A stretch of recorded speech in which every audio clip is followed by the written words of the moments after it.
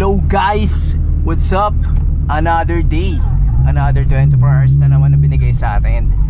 Tara, samahan nyo ang gawing makabuluhan at valuable itong araw na to. Okay, so last video nabanggit ko na na yun nga, may nasira yung card ni Haji. Hindi naman nasira, ang natanggal lang yung ginawa ko. About yun sa sa mechanical secondary, para magbukas siya na hindi na siya aasa sa vacuum lights. So right now nga pala guys, may iba lang ako. Nandito tayo ngayon sa Villar City. Ganda ng tanawin dito. Ayun, may bundok pa doon.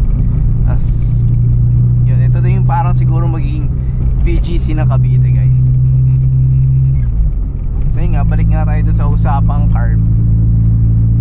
Napansin ko kasi lately parang medyo nawala yung hatak ni Haji.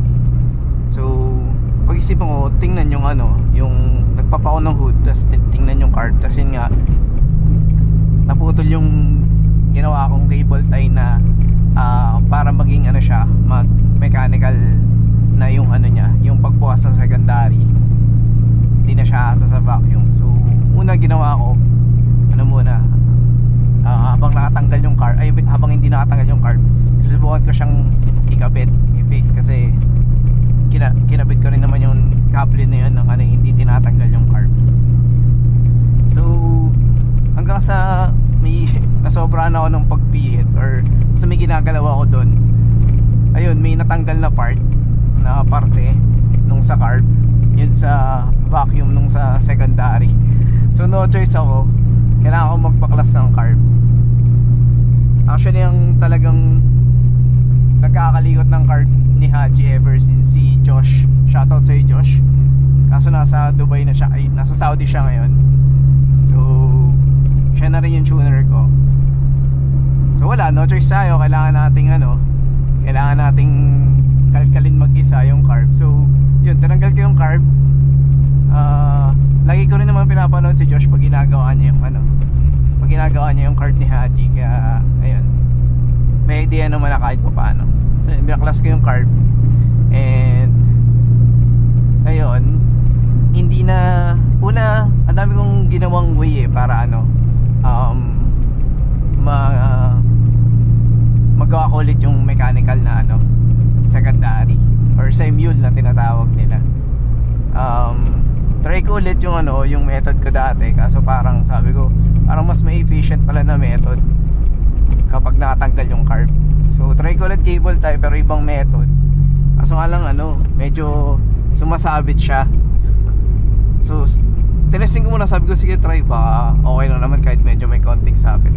So sinalpa ko ulit yung carb. Pag salpa ko, nagdolo ko, naiipit yung throttle niya, nai-stuck.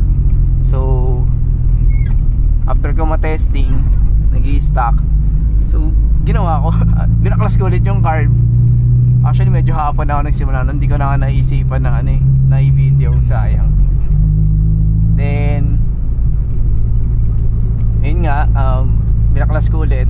Tapos naghahanap ako ng mas manipis na cable tie. Kapal kasi ng available na meron ako. Then nung try ko yung isang manipis, parang ganun pa rin yung result. Pero yun, hindi ko na in-attempt na ikabit ulit yung carb, kasi parang nung tinesting ko, umiipit pa rin nung ginagalaw-galaw ko. So sabi ko, try ko maghanap ng parang alambre.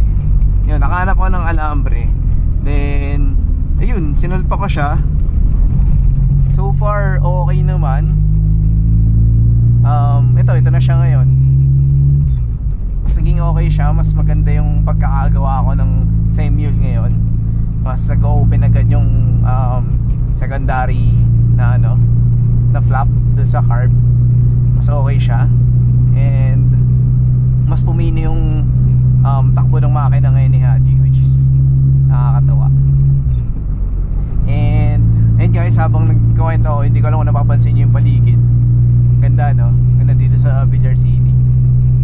May speed limit nga lang dito, 60. Masarap dito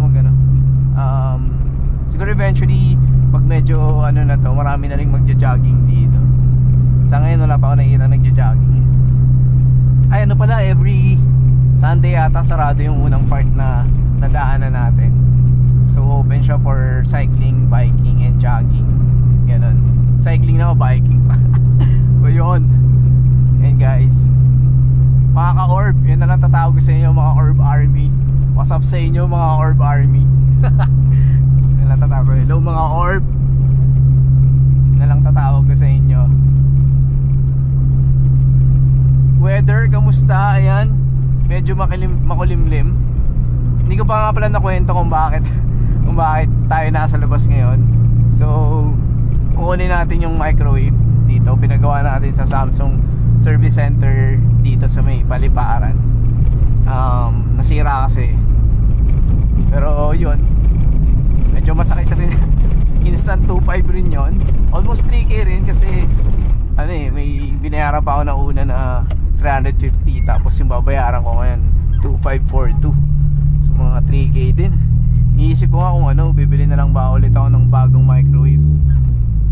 Eh, nung tinignan ko yung presyo ng microwave ko na yun, halos bago lang rin kasi yun eh. Kasi 2023 ko lang yung binili. Nung tinignan ko yung presyo nun, nasa 6K ko pala nabili. Or parang magsa-6.5 mga ganun. So, okay na rin na pagawa ako na lang. And siguro mas maging ano na lang rin ako, cautious sa paggamit.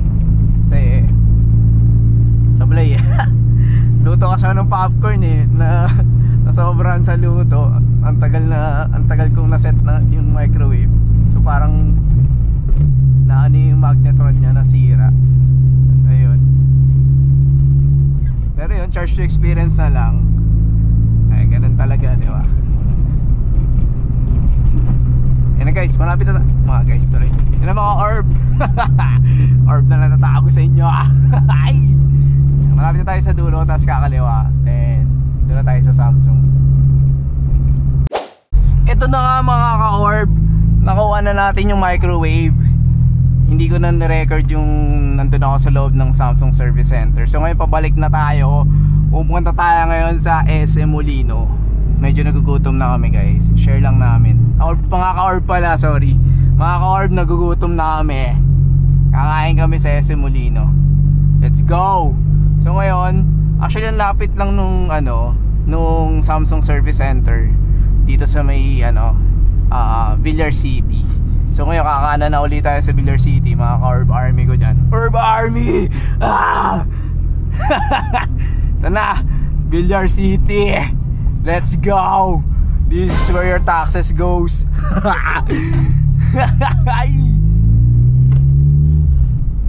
Ano yung tumunog? Nahulog ko na gamit. Let's go! Welcome to Villar City. No, 60 lang nakalagay oh. Speed limit 60. So ito naman siya yung pabalik guys. Ito yung point of view nyo pagpabalik habang nagde-drive. Bawal nga pala dito guys yung motor na below 400cc. Ang alam ko bawal siya. Kung may makita man kayong motor dito, possible na guard yun, or possible din na yung empleyado sa may Foresta Cafe. Kasi may cafe dito eh, Foresta Cafe. Syempre, Villar na naman guys. This is where taxes goes. Mamaya, papakita ko sa inyo guys yung Foresta Cafe. Alright, may dogo pa sa gitna oh. Dog!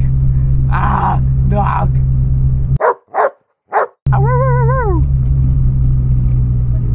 Uy, ang ganda ng ko ngayon, odometer ko 248,000 sakto. Wow! Ayan guys, pinicturean ko lang, ganda kasi. Gilid nga lang muna tayo dito guys, picturean lang natin ang maayos.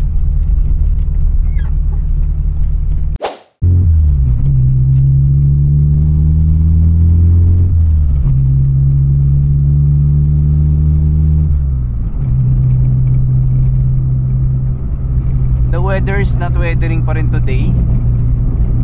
Dito maliwanag, pero dun makulimlim. May dark na clouds. Dito maliwanag eh. So takbon 60 lang tayo dito guys. Sunod tayo sa sa pinapatupad na speed limit dito. Ayun, may nakalagay na naman 60. 60 lang. Nakakatawa rin talaga dumaan dito guys. Hindi nga lang masyadong nakakatuwa yung kalsada. Bukod sa hindi siya aspalto, medyo may part talagang maalon siya. Pero maganda naman doon, bawi naman sa ano sa paligid, sa nakikita mo. Very bakanting lote na damo-damo lang, na may nagtatagong ahas sa sulok-sulok. Joke lang, hindi natin alam, pero possible, baka may ahas na nga naman dyan, di ba? Ayan kanina makulimlim guys, ngayon medyo sumisikat na yung araw. At di nga pala tayo tinted, so medyo tagos sa balat, pero lumalaban-laban naman yung aircon ni Haji. And speaking of that, magbabalag tayo kapag pinalinis na natin yan, kasi medyo matagal-tagal na rin since huling napalinis ko yung aircon ni Haji. So approaching na tayo sa Foresta Cafe guys.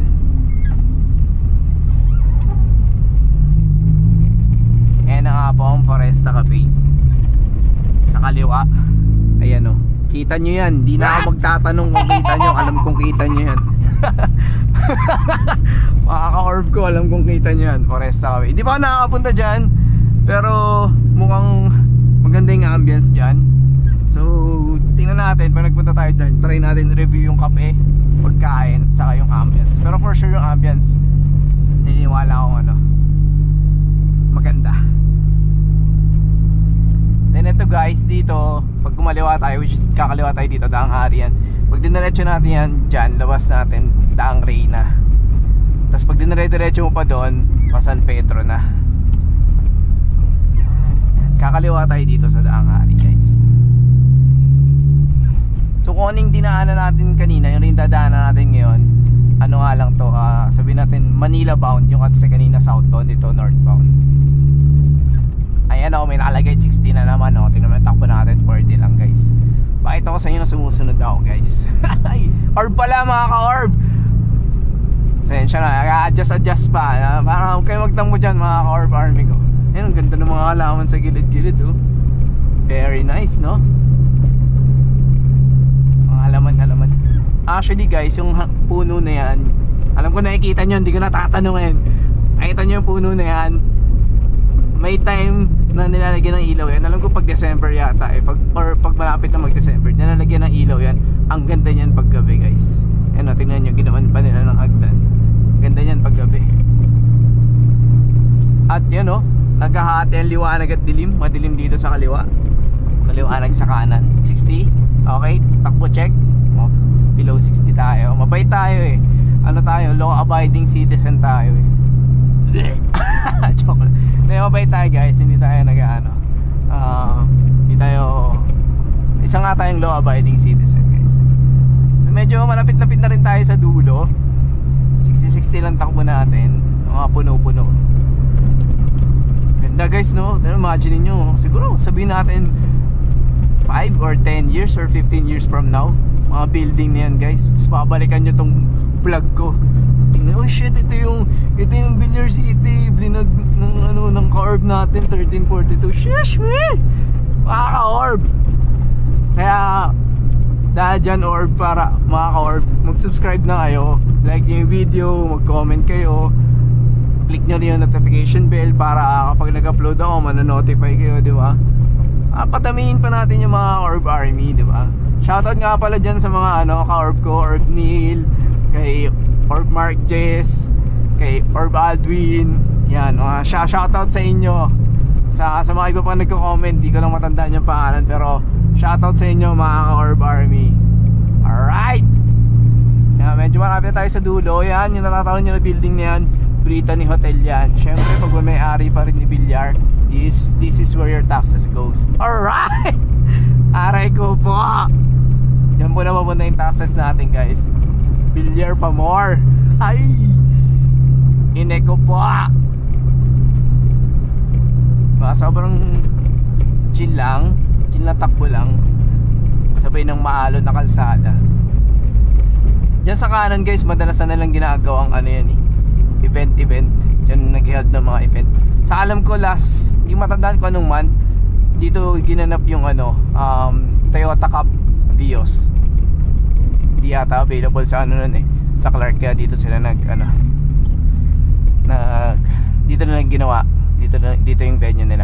So yun, kakaliwa na tayo sa Daang Hari. Ayan na, let's go. Punta na kaming SM Molino. Alright. Dadaan tayo ngayon dito sa may Somo. May ginagawa na palang building dito ah. Tagal ko na rin kasi huling nagpunta dito eh.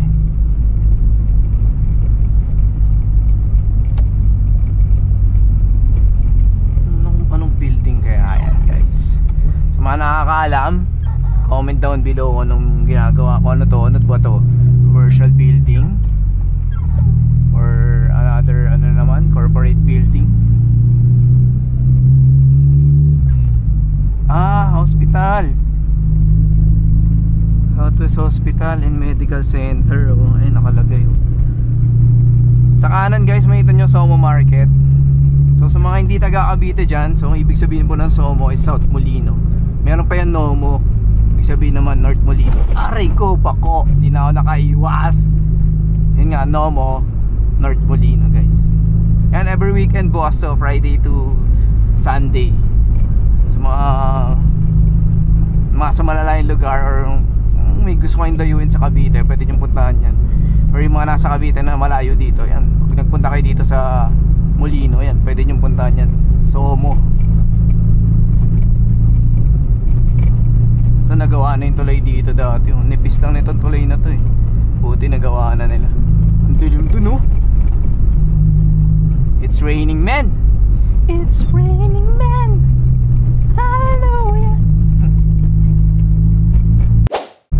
So what's up mga ka-Orbarmy ko dyan. Dito ko natatapusin yung vlog. Nasa SM Molino na kami. May mga gagawin na kami dito.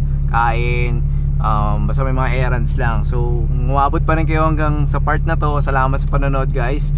Again, please don't forget to comment, subscribe, then click the notification bell button, and stay safe always. Peace.